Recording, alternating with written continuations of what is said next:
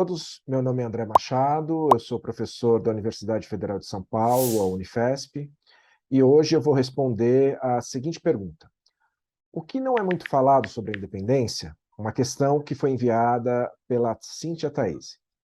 Cíntia, se você pensa na narrativa consagrada, na qual Dom Pedro teria dado o grito da independência, e ela se fez quase que imediatamente, como se fosse algo absolutamente inevitável, e que todos queriam, com exceção de alguns portugueses, se você tem essa narrativa como base, há pelo menos 5 omissões importantes que têm sido destacadas na recente historiografia e que mudam significativamente essa história. A primeira delas é que não há uma cronologia única para a independência. Ou seja, o que acontecia no Rio, em Minas e em São Paulo não era o mesmo que acontecia em outras províncias. Enquanto o 7 de setembro de 1822 é o período em que o Dom Pedro dá o grito em São Paulo e que pouco tempo depois ele é coroado como imperador do Brasil no Rio de Janeiro, em outras províncias, até quase um ano depois desses fatos, essas províncias se mantinham unidas a Portugal. Isso nos leva a um segundo ponto.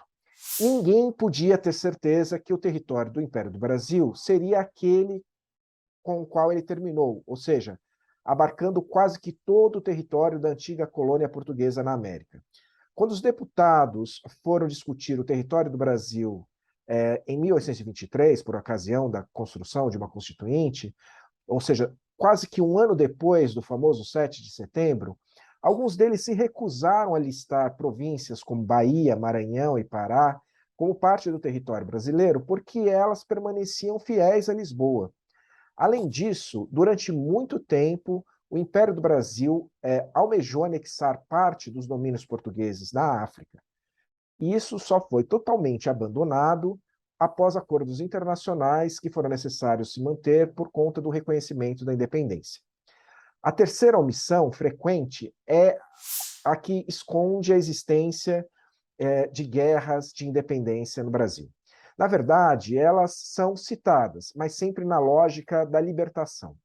Ou seja, insiste-se na ideia de que todos queriam ser brasileiros, fossem baianos, maranhenses ou paraenses. Mas como esses não conseguiam fazer isso com recursos próprios, foi necessário a ajuda externa de forças mandadas pelo Rio de Janeiro. Na verdade, isso é falso e nos leva a uma quarta omissão. Os conflitos que aconteceram nesse período não se restringiam a um plebiscito entre manter-se unido a Portugal ou fazer parte do novo país, o Império do Brasil. Em muitos lugares e para muitas pessoas, inclusive, isso nem era o mais importante.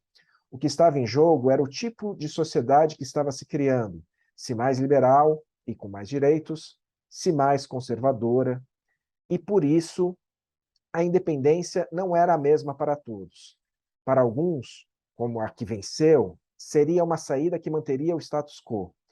Mas para outros, a independência desejada era muito diferente da que se forjou no Rio de Janeiro. Era uma independência com maior liberdade, com mudanças sociais mais significativas. E isso nos leva a uma quinta e última omissão. A independência não foi um ato palaciano, restrito às elites. Ao contrário disso, o que a historiografia cada vez mais tem demonstrado foi a participação de homens pobres, de homens negros e de povos indígenas nesse processo. O reconhecimento desses novos protagonistas nos leva, evidentemente, a conhecer uma história muito mais complexa do que aquela fábula de príncipe e princesa e de uma independência conseguida na base do grito.